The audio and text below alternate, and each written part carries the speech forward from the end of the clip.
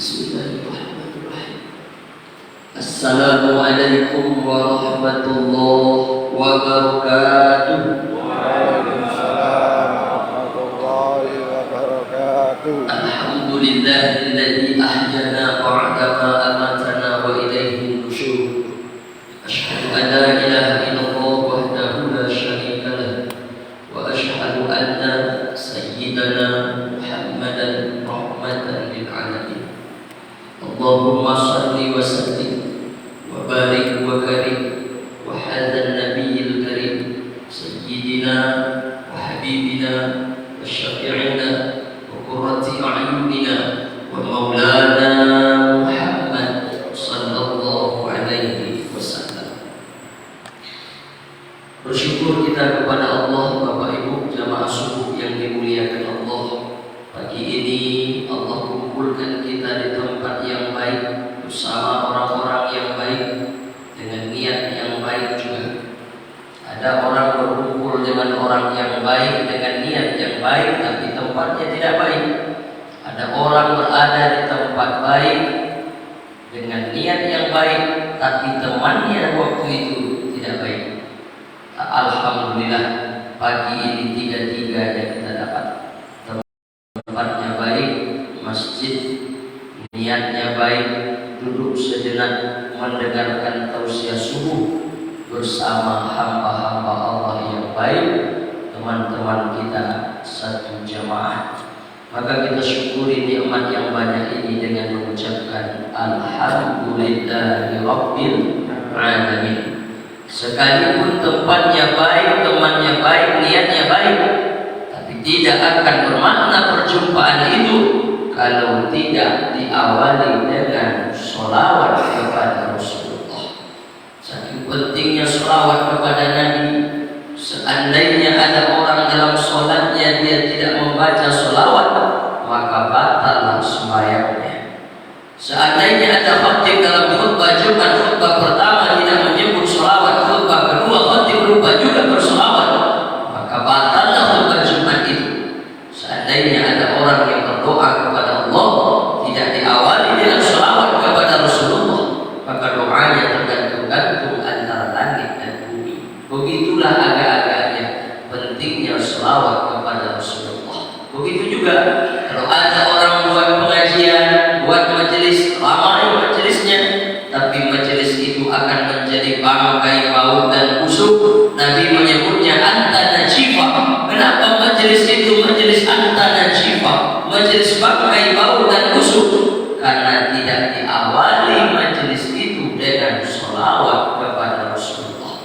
Karena itu Bapak Ibu, supaya perjumpaan kita subuh ini menjadi bermakna, menjadi penuh dengan keberkahan, maka kita buka dengan membacakan sholawat. Allahumma shalli ala sayyidina Muhammad wa ala ali sayyidina Muhammad.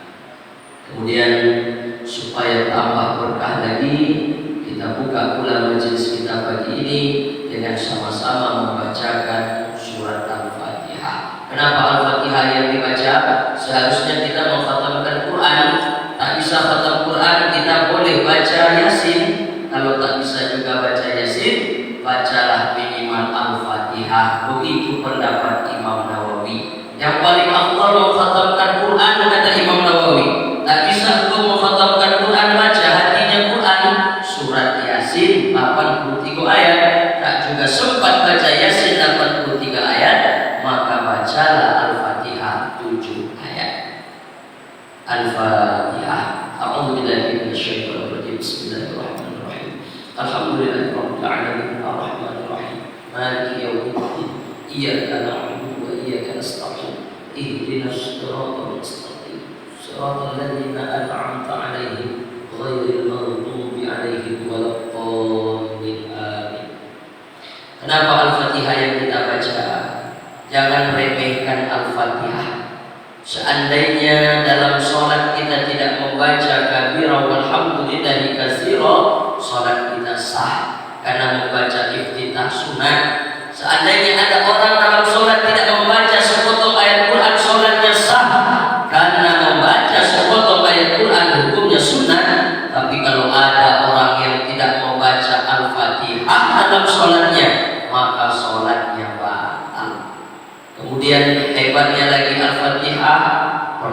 rasanya kami sampaikan, datang seorang sahabat Nabi di satu kampung.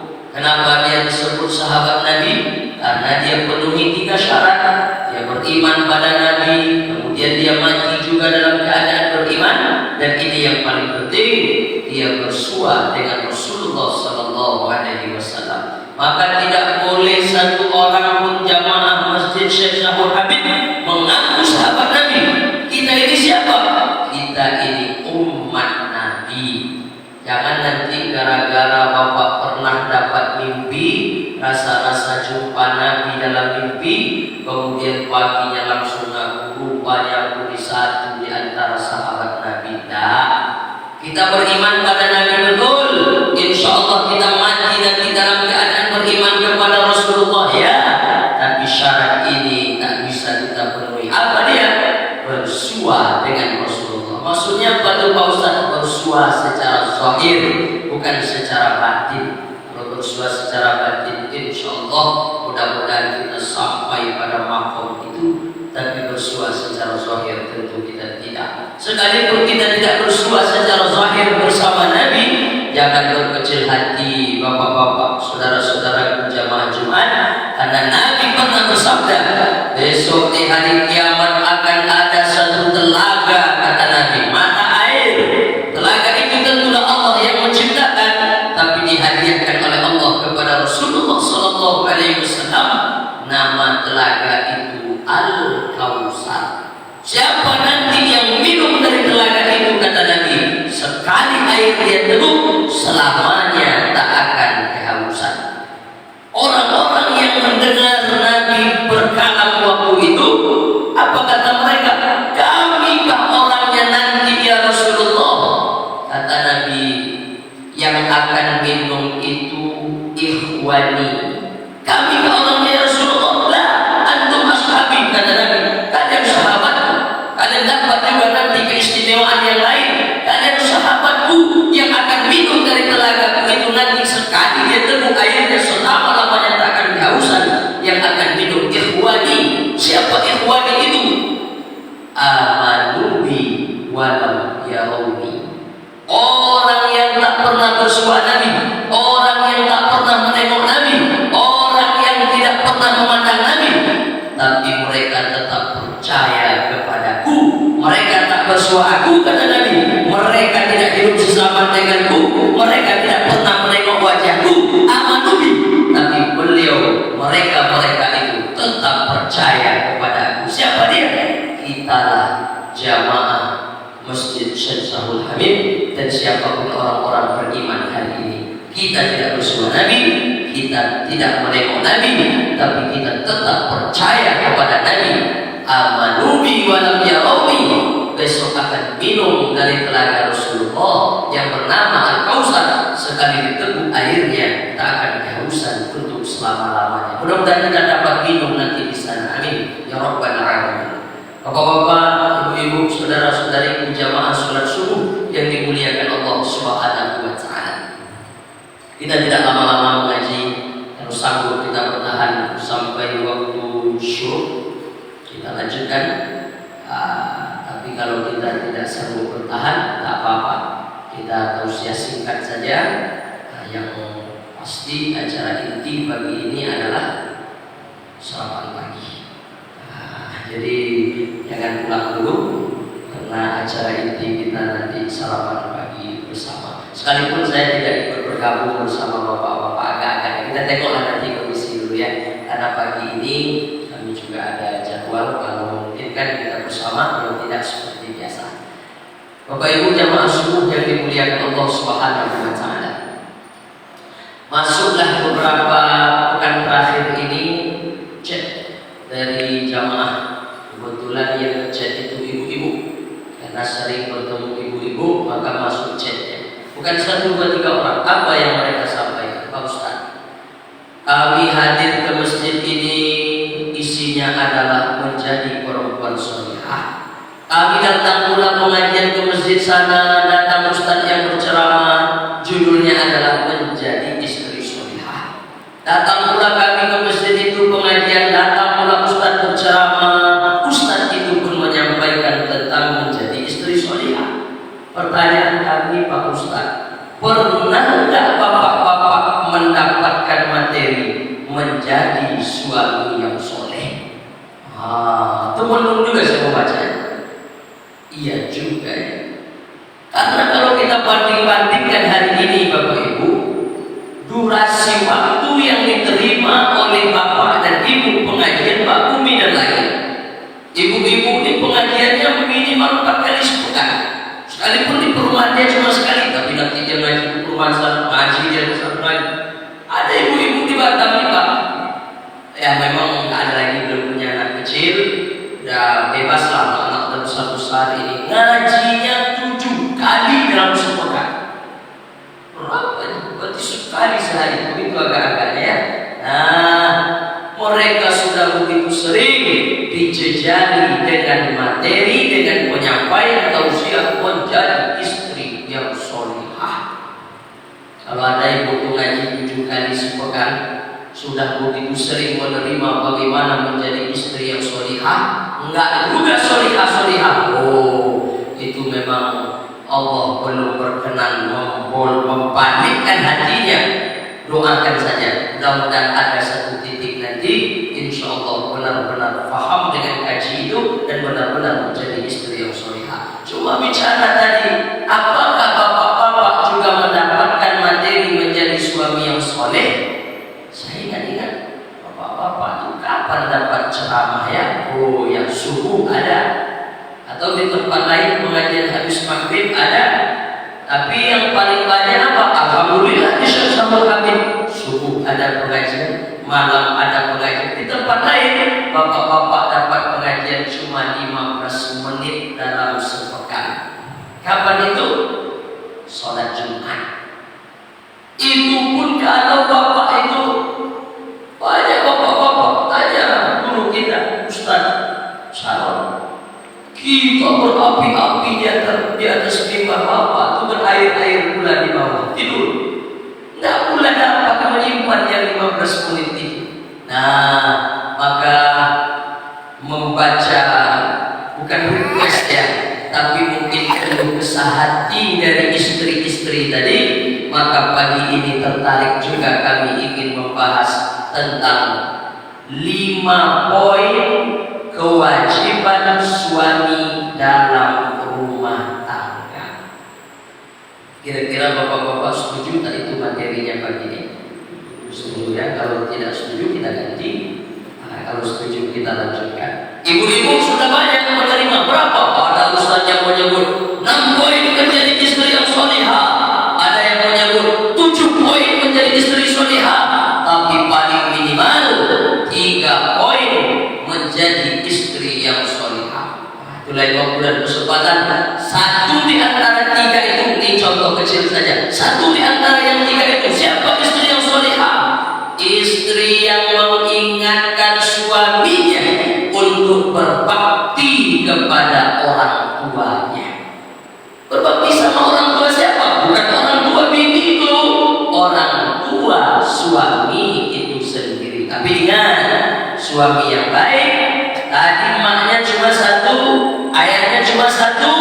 Begitu 2 orang saksi mengatakan sah, maka ayahnya menjadi 2, maknya menjadi 2. Sayang dia kepada mak dan ayah kandungnya, seperti itu juga dia mesti sayang kepada ayah dan ibu mertuanya. Itu kita suami, bukanlah suami yang baik kalau suami yang tidak menyayangi ayah dan ibu mertuanya. Kalau istri solihah siapa? Mereka yang selalu mengingatkan kita sebagai suaminya untuk berbakti kepada orang tua kita sendiri. Kadang karena sudah terlalu sibuk, pergi pagi, pulang sore, bahkan sering larut malam karena lembur bekerja mencari nafkah, mak dan ayah sering kita lalaikan. Kadang lupa menelpon, kadang lupa memberi kabar atau bertanya kabarnya di kampung. Maka istri itulah yang mengingatkan kita untuk berbakti pada mak dan ayah kita. Bahkan dia tidak segan-segan untuk menyisihkan sebahagian dari nafkah yang kita cari itu, duit yang kita cari itu, tidak segan-segan dia menyisihkan. Bang, ayo kita ke bank, ayo dia berikan ke tempat pengiriman. Untuk apa deh? Kirim maks juta, minimal 500.000. Ya mungkin mereka sedang butuh. Kita kadang lupa Pak, istri yang mengingatkan itu, itulah istri yang solihah. Itu contoh ya. Kalau ada bapak-bapak sudah mendapatkan istri macam itu, barangkali ibu itu sudah mendengar pengajian-pengajian dulu, ternyata begitu caranya. Nah sekarang pagi ini yang kita bahas adalah khusus untuk kita bapak-bapak. Mohon izin disusun jari dan 10 ditundukkan kepala yang satu, tidak sedang menceramahi bapak-bapak. Ini hanya berbagi-bagi saja. Jadi jangan bapak-bapak merasa tersinggung, karena kalau menceramahi bapak-bapak persoalan menjadi suami atau dalam rumah tangga, oh tak pantas saya. Kenapa? Ini kalau ditengok udah pilot-pilot Sukhoi semuanya dalam rumah tangga ya, yang jam terbangnya sudah 5.000 jam ke atas. Udah yang menikah 15 tahun, 20 tahun, 25 tahun, mungkin ada yang sudah 35 tahun. Sementara yang menyampaikan tausiah ini baru menikah 9 tahun. Nah, jadi ini tidak sedang menceramahi persoalan rumah tangga. Nah, ini hanya sedikit watawasau bil haqq, watawasau bis sabr. Makanya orang kampung sebelah menyebutnya tazkirah. Nah Bapak Ibu jamaah subuh yang dimuliakan Allah, 5 poin menjadi suami yang baik, menjadi suami yang soleh. Kita mungkin pernah mendengar ada suami yang zalim. Suami itu zalim Pak Ustaz. Kenapa dia disebut zalim? Karena satu di antara 5 poin ini mungkin cacat baginya. Dia tidak mengerjakan bukan karena dia tidak mampu, dia tidak mengerjakan bukan karena dia tidak bisa, tapi karena dia acuh, tak acuh, lalai. Dia anggap sepele saja yang 5 perkara ini. Maka satu di antara yang 5 ini tidak dia tunaikan. Dialah suami yang zalim. Kita bicara sekarang dalam konsep ideal. Apa itu makna ideal? Seharusnya di dalam konsep idealnya seharusnya yang 5 ini ada, tapi karena satu dan lain hal mungkin macam-macam alasan, bukan karena malas, bukan karena acuh tak acuh, bukan karena dia sengaja melalaikan, ada kondisi-kondisi darurat, kondisi-kondisi darurat. Qadarullah, apa boleh buat? Tentu Allah Maha Tahu yang alimul ghaibi wasyahadah. Tapi kalau hanya kita lalaikan, kita sepele-sepelekan dan tidak kita tunaikan yang 5 ini atau satu di antara yang 5 ini, jangan marah kalau kita disebut suami yang saleh. Ibu-ibu yang mendengar tausiah ini pun paham kalau suami kita sudah menunaikan yang 5 ini, jangan lagi tuduh kami para suami sebagai suami yang saleh. Ini banyak kadang ibu-ibu, suami saya itu zalim Pak Ustaz. Kenapa dia zalim? Tadi belikannya skincare saya 4 juta. Oh, tak masuk.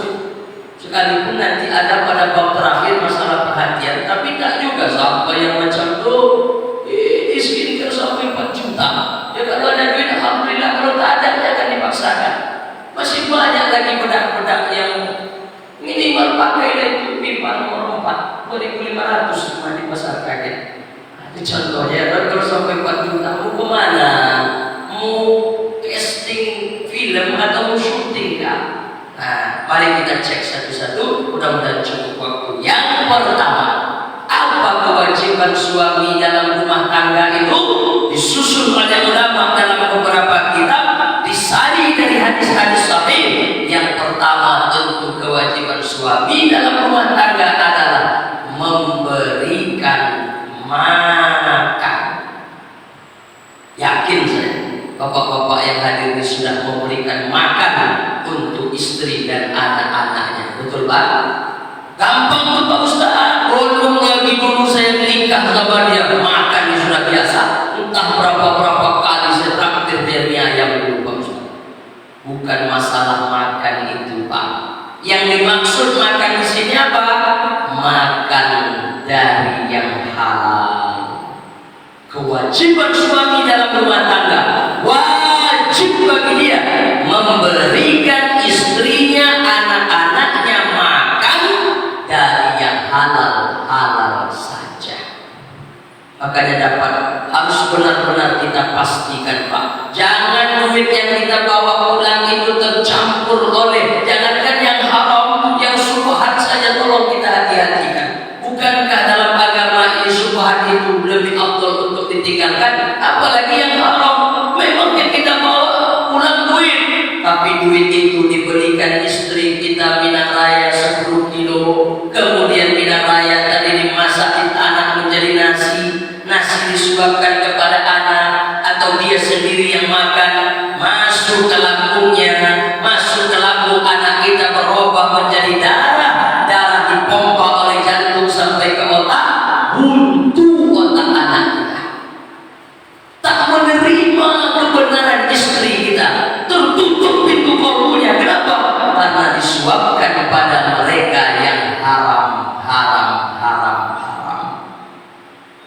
Sampai ulama mengatakan meleleh sekalipun air mata ayah dan ibunya berdoa kepada Allah, atau meleleh air mata suami meminta kepada Allah, ya Allah berikan aku istri yang solihah, ya Allah, tak dapat.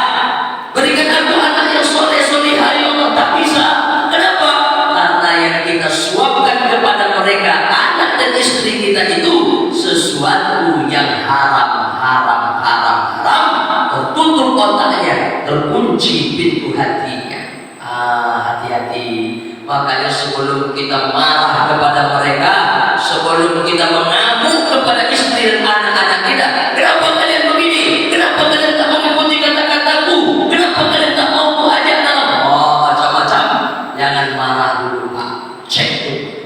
Kira-kira yang kita kasih makan anak istri kita itu, sudahkah kita pastikan dari yang halal? Sampai-sampai Allah Subhanahu wa taala menyebut dalam Quran, ayyuma lahmin nabata min haramin, sedikit saja daging yang tumbuh dari yang haram, fannaru aulabi, tempatnya api neraka jahanam. Nah, Bapak Ibu jamaah subuh yang dimuliakan Allah, inilah kewajiban kita yang pertama, Pak, memberikan makan, minum kepada istri dan anak-anak kita, wajib dari yang halal saja. Makanya istri-istri di pengajian pun kami ingatkan, Pak Bu, bersabarlah. Biarlah sedikit dulu yang didapat oleh Bapak itu, tapi dipastikan kehalalannya, daripada suami ibu balik pulang ke rumah membawa duit banyak, tapi tak tahu menahu kita duit itu dari mana. Makanya kami juga Pak bersama guru kami Ustaz Syarul menyampaikan di banyak momen-momen ceramah, Bu, ibu wajib tahu kerjaan suami apa, gaji suami berapa. Kalau ada bapak-bapak marah, ibu ini kepo kali ya, mau tahu kita yang ajarkan itu. Kenapa? Kalau istri tak tahu dari mana duit ini dibawa oleh lakinya, oleh suaminya, bahaya. Makanya tahu abang kerja di mana, abang kerja di PT itu. Berapa abang dapat gaji sebulan? 10 juta. Alhamdulillah. Balik 1 bulan dibawanya duit 11 juta. Tentulah bini harus tanya, bang, ini 10 juta kan gaji abang di PT ini, insyaallah halal. Yang 1 juta ini di mana dapat? Alhamdulillah deh, abang hari ini menang togen. Ini yang tak boleh. Yang 1 juta ini mesti disisihkannya. 10 juta ambil, makan, berikan segala sesuatu. Yang 1 juta ini gimana ceritanya? Jangan dimakan, jangan berikan beras, jangan disuapkan nasi ke anak dari 1 juta ini. Terus gimana Ustaz kami makan? Jangan. Kata ulama, duit-duit yang seperti ini maka diserahkan ke masolih ammah. Masolih ammah itu apa? Tempat-tempat yang dinikmati orang banyak, panti asuhan, panti jompo, masjid Syekh Sahul Hamid. Jadi kalau nanti datang orang bapak pengurus, diserahkannya duit 500.000 contoh. Pak, ini ada duit 500.000. Ini sedekah bapak ya? Enggak. Terus ambil aja lah, terus banyak-banyaknya. Itu berarti duit antum dimakan setan. Ya, berarti duit-duit yang macam bukan sedekah. Jadi jangan pernah diniatkan sedekah. Itu apa namanya Pak Ustaz? Mengembalikan uang umat kepada umat. Begitu caranya. Nah, Bapak Ibu jamaah subuh yang dimuliakan Allah Subhanahu wa taala, satu, kewajiban suami dalam rumah tangga supaya jangan masuk dalam kategori suami yang zalim, suami yang aniaya dalam rumah tangganya. Maka yang pertama, wajib memberikan makan dari yang halal-halal saja. Satu. Yang kedua, kewajiban suami dalam rumah tangga memberikan pakaian. Gampang Pak Ustaz. Pak Ustaz tak main ya ke rumah saya. Coba sesekali main Pak Ustaz. 3 lemari bagi bini saya Pak Ustaz. 3 lemari. Pak, yang dimaksud baju yang menutup aurat. Maksud memberi pakaiannya apa? Memberikan pakaian yang menutup aurat. Apakah semua baju istri saya itu mesti menutup aurat? Pak Ustaz? Nah, yang dimaksud itu adalah baju kalau dipakainya keluar rumah. Jadi bukan semua baju yang mesti tertutup dari atas. Nah, keluar rumah, dalam rumah aman.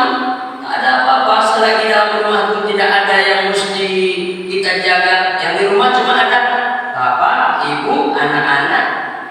Oke, aman, paham semuanya. Tapi kadang kalau anak itu sudah SMA, anak itu sudah SMP, ada lagi rasa-rasa malu. Nah, makanya maknya tak terlalu mau pakai yang ketat-ketat betul, karena anaknya sudah kelas 3 SMP, laki-laki, malu dia. Tapi dia tak pakai tudung, tak apa-apa, tak pakai jilbab. Maka jangan pula nanti Ustaz, istri Ustaz dalam rumah, dalam kamar pakai jilbab juga, udah. Tak ada pakai jilbab. Nanti kalau dia udah keluar rumah baru, karena kami di rumah itu saya, istri dan anak, tak ada yang lain. Nah, tapi kalau sudah seorang perempuan itu keluar rumah, sampai-sampai kaul ulama, bukan kata ulama, bukan Quran, bukan hadis, kata-kata ulama, selangkah anak perempuan keluar rumah tanpa menutup auratnya, selangkah pula ayahnya digeser ke neraka. Tadi kata Ustaz, istri tiba-tiba jadi anak. Nasab itu, mahram itu ada 2. Yang pertama mahram karena nasab keturunan, itulah dia mak kita, adik perempuan kita, kakak perempuan kita, atau anak perempuan kita. Satu lagi mahram karena pernikahan, itulah dia istri kita. Ini mesti kita jaga ini. Istri jaga, anak perempuan jaga, adik perempuan jaga, kakak perempuan jangan lupa juga dijaga. Mak kita sekalipun tolong ditengok-tengok. Andailah mereka tidak menutup aurat, pergi keluar rumah santai saja, dan kita pun santai memandang itu. Itulah yang disebut oleh Nabi. Bapak Ibu, apa kata Nabi? La yadkhulul jannah, tidak masuk ke dalam surga. Siapa yang tak masuk dalam surga? Dayus. Siapa dayus itu? Laki-laki yang tidak menaruh cemburu pada mahramnya. Nah, maksudnya apa? Tidak cemburu hatinya menengok istrinya keluar rumah, nampak pahanya, nampak betisnya, nampak lehernya. Begitu juga santai saja dia menengok anak gadisnya yang sudah kelas 3 SMA itu pakai short, pakai rok pendek, naik motor berkeliling perumahan ini sampai dia main keluar sana. Biasa saja ayahnya dayus.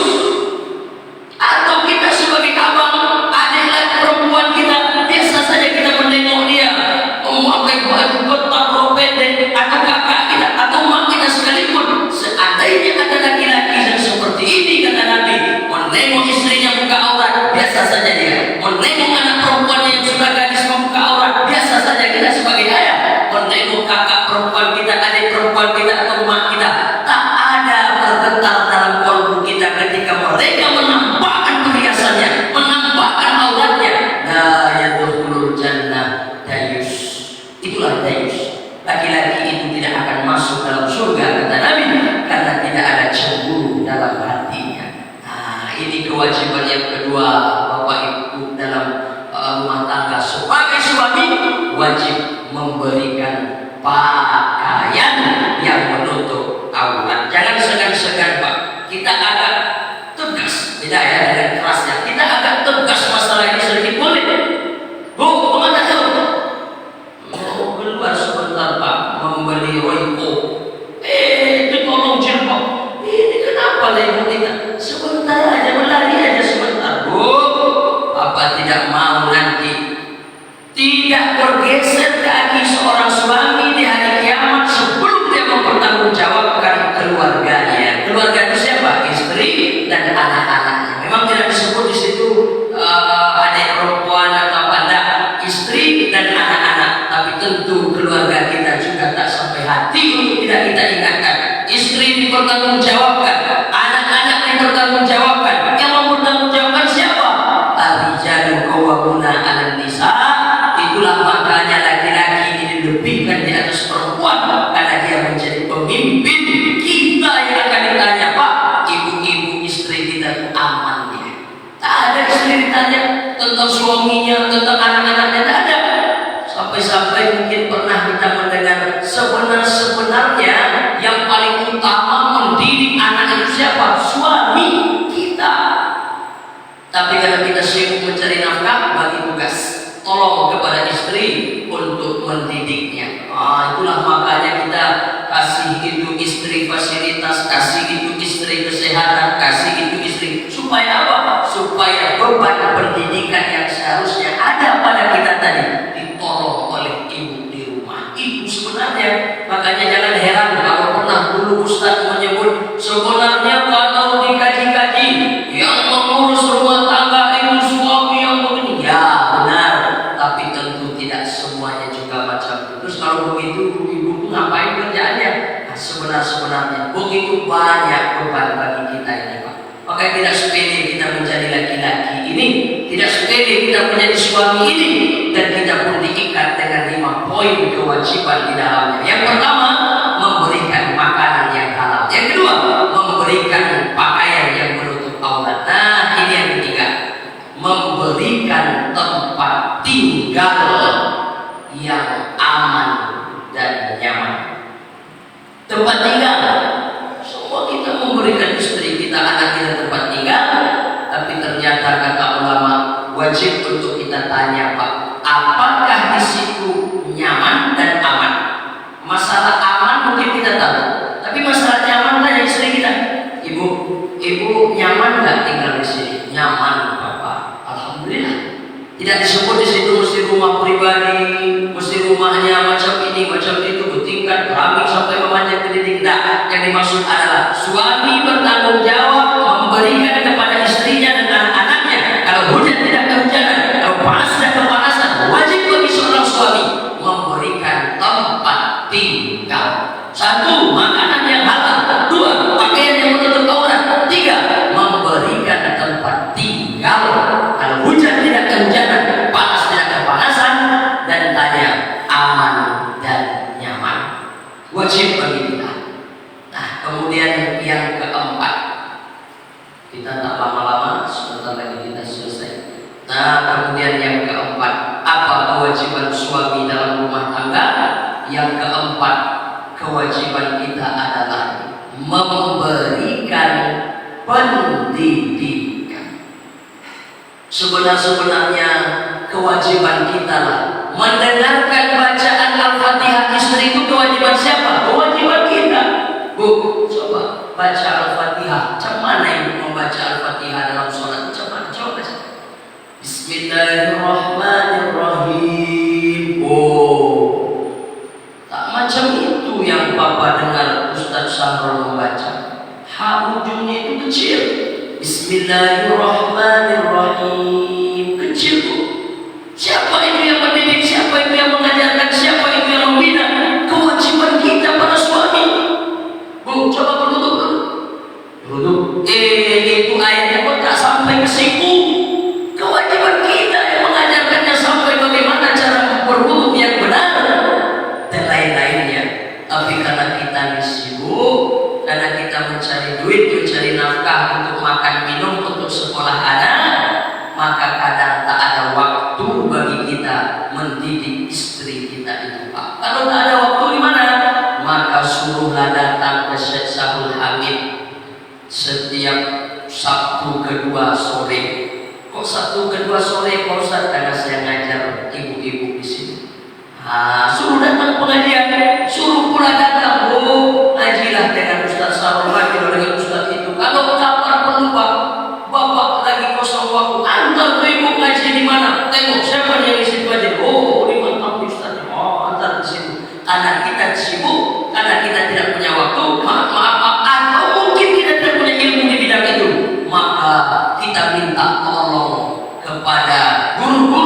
kepada ustaz-ustaz, kepada alim ulama untuk mendidik itu. Upaya kita mencerdaskan istri kita, membuat dia paham. Mudah-mudahan lepaslah kewajiban kita yang nomor 4 tadi, memberikan pendidikan. Yang pertama, kewajiban suami dalam rumah tangga adalah memberikan makan yang halal. Yang kedua, memberikan pakaian penutup aurat. Yang ketiga, memberikan tempat tinggal. Yang keempat, memberikan pendidikan.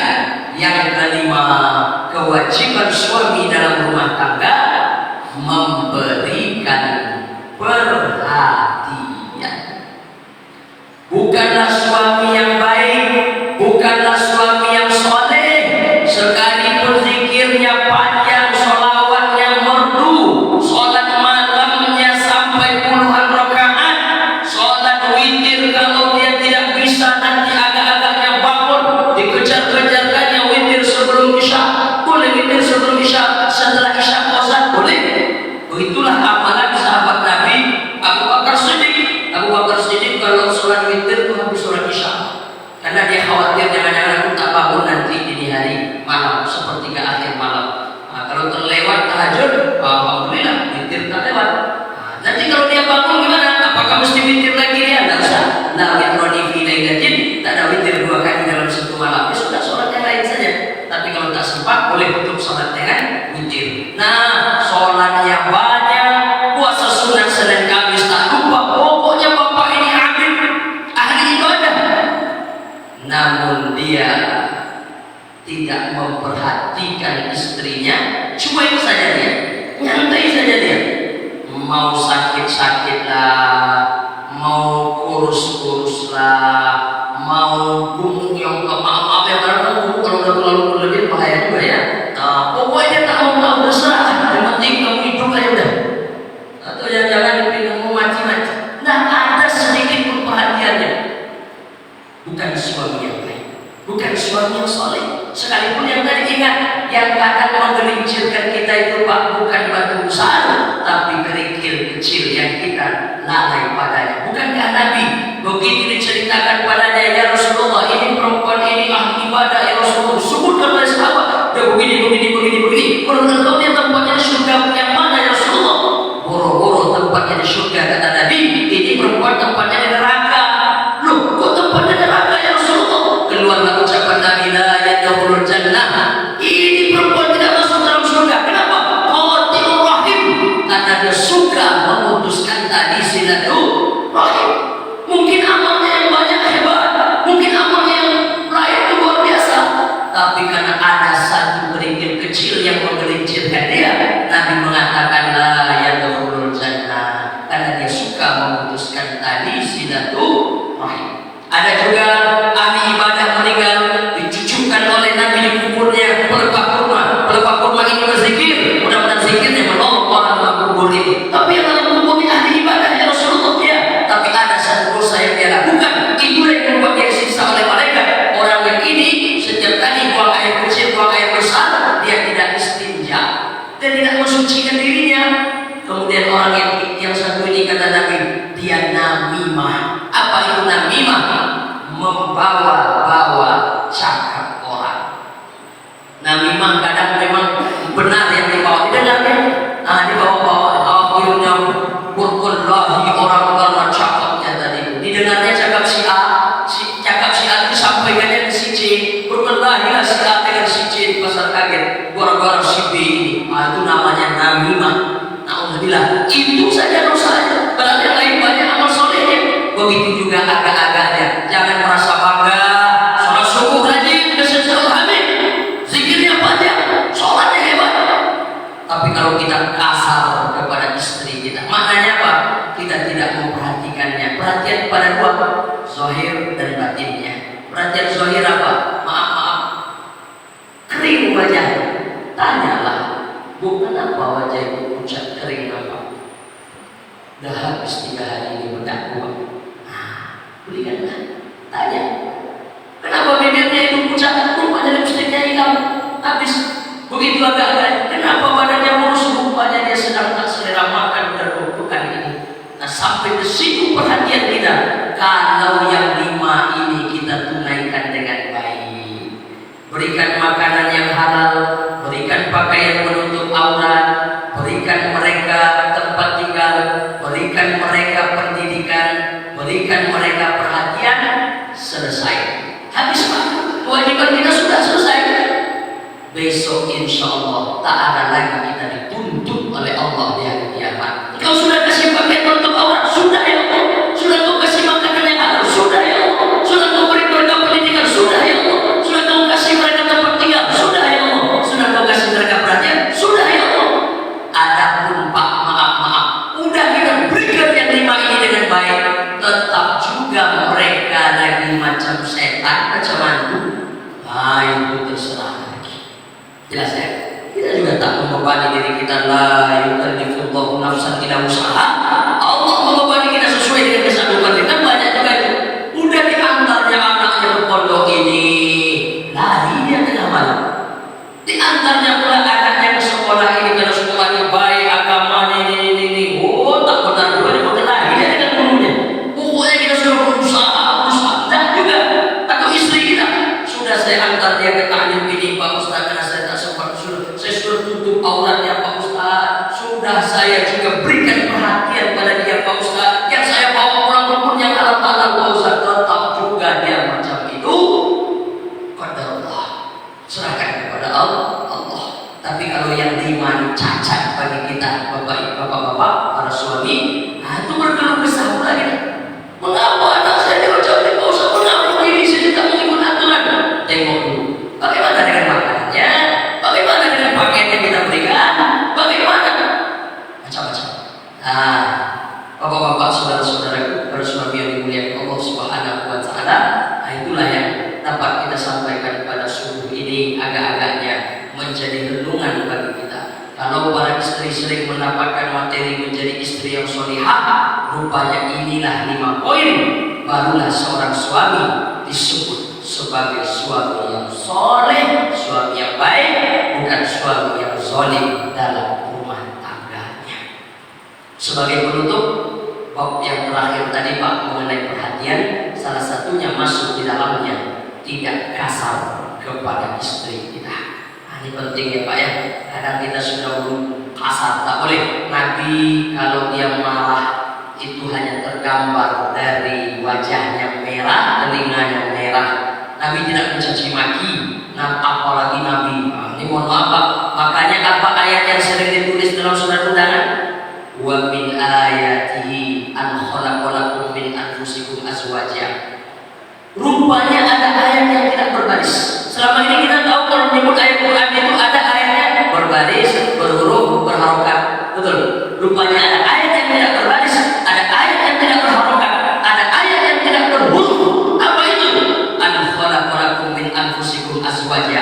Pasangan hidup kita. Rupanya mereka itu ayat-ayat Allah. Macam mana perlakuan kita pada mushaf Quran ini? Coba, misalnya atau di sini adalah contohnya. Tak tahu kenapa tergeser jatuh. Oh, berdoa sudah Pak. Atau di rumah tuh Quran di atas lemari misalnya naik kucing ke atas berlompat dia, digesernya Quran jatuh ke lantai. Bergegas apapun kerjaan kita mau kita tinggalkan demi apa? Kemuliaan Quran kita lap-lap sebelum kita letakkan lagi di tempat yang tinggi, kita cium, kita junjung di atas kepala. Begitu cara kita memuliakan. Kenapa mushaf itu Bapak muliakan kata anak? Karena isinya ayat-ayat Allah. Ternyata ada ayat Allah juga di rumah kita.